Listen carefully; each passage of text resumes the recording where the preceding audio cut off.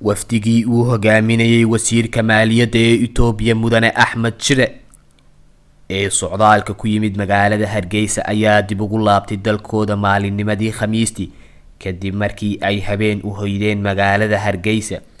ma jiro wax war ah oo ay dowladda Soomaaliland ka soo saartay socdaalka wafdigan oo Muuse Biixi la yeeshay kulan albaabadu u xiran yihiin iyo mid ay goobjoog ka ahaayeen xubno ka tirsan golihiisa wasiiradu. laakiin warar la helay ayaa xaqiijiyay in ujeedada ugu weyn ee socdaalka wasiirka maaliyadda Itoobiya salka ku hayay dardargelinta heshiiskii dekedda Berbera ee ay Itoobiya ku lahayd saamiga 19% ah oo tan iyo markii ra'iisul wasaare Abiy Ahmed talada qabtay u muuqday mid hoos loo dhigay oo dhaqdhaqaaqiisa yaraaday.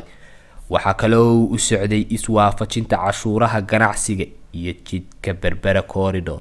warku waxa uu sheegay in ra'iisul wasaare Abiy Ahmed oo toddobaadkii hore socdaal ku tagay dalka Imaaraadka Carabta ay madaxda Imaaraadku wax ka weydiiyeen heshiiskii dekedda Berbera.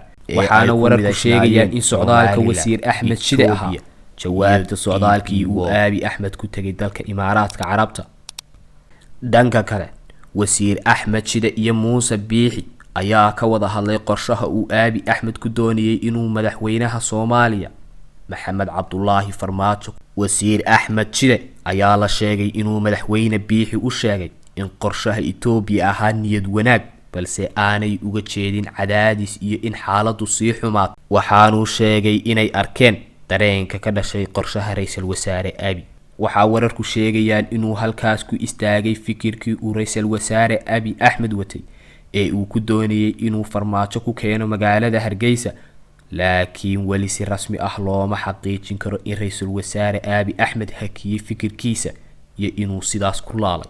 waxaanay tiri madaxweynaha Soomaaliland Muuse Biixi Cabdi ayaa soo dhaweeyay raaligelin guud oo uu madaxweyne Farmaajo ka bixiyay xasuuqii Siyaad Barre. madaxweyne Biixi waxa uu ugu sacabatumay talaabadan inay tahay mid gaar ah oo taariikhi ah.